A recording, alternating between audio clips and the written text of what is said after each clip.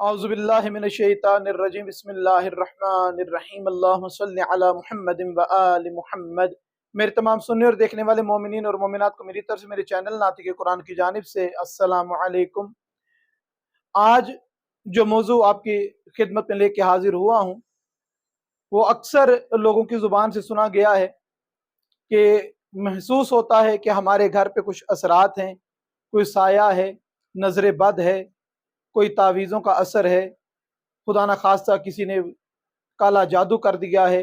इस किस्म की बातें जो माशरे में पाई जाती हैं, घरों में देखी जाती हैं, इसका क्या हल है, इसका क्या इलाज है?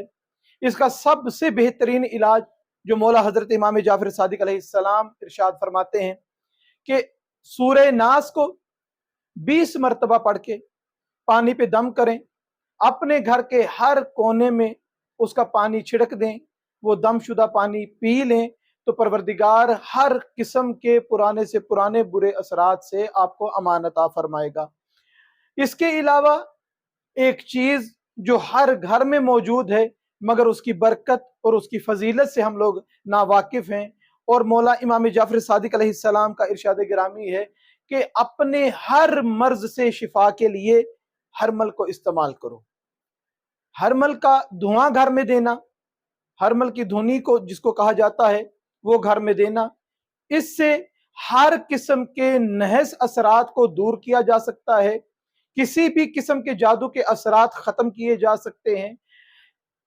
यहां तक रवायात में मिलता है कि हरमल के हर दाने के साथ 12-12 मुअक्कलात होते हैं, 12-12 मलाइका इसके साथ होते हैं, और जितने वो दाने जलाए जाते हैं धुनी के लिए, धुआं देने के लिए, वो उतने मलाइका आपकी हिफाजत पे मामूर हो जाते हैं। और घर से, आपके इलाके से जिस जगह पर ये धुनी दी जाती है, धुआं किया जाता है, वहां पर जितने नहस असरात वाली अशिया होती हैं, कोई इंसान को जिन्नात का खौफ है या साए का खौफ है, वो तमाम चीजें वहां से निकल जाती हैं।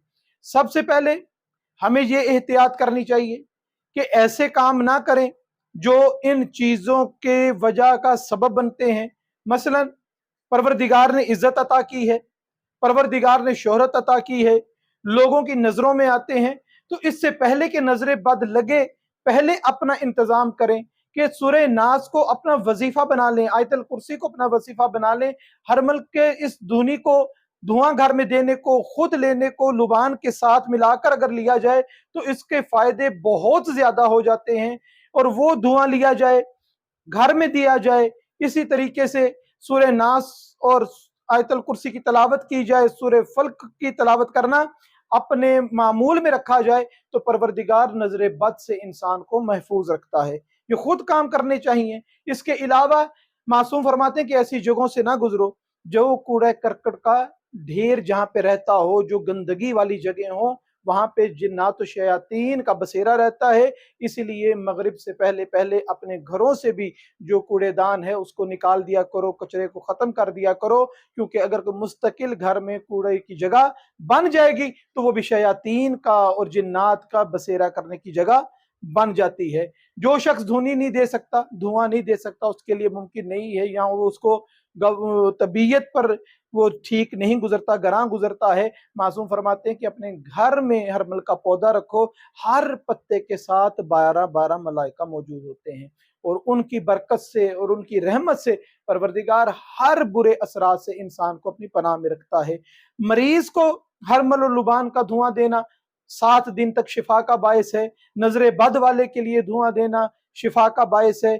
किसी भी किस्म के सहर जादू के असरात को खत्म करने के लिए लुबान और हरमल का धुआं दिया जाए तो वो इंसान शफायाब हो जाता है, तमाम नहस असरात खत्म हो जाते हैं। परवरदिगार से दुआ है कि परवरदिगार तमाम मोमिनीन को अपनी हिफ्ज़ व अमान अता फरमाए, और हम सबको सीरत मोहम्मद अलैहिस्सलाम को पढ़ने, समझने और उस पर अमल करने की तौफीक अता फरमाए। वमा अलैना इल्लल बलागुल मुबीन।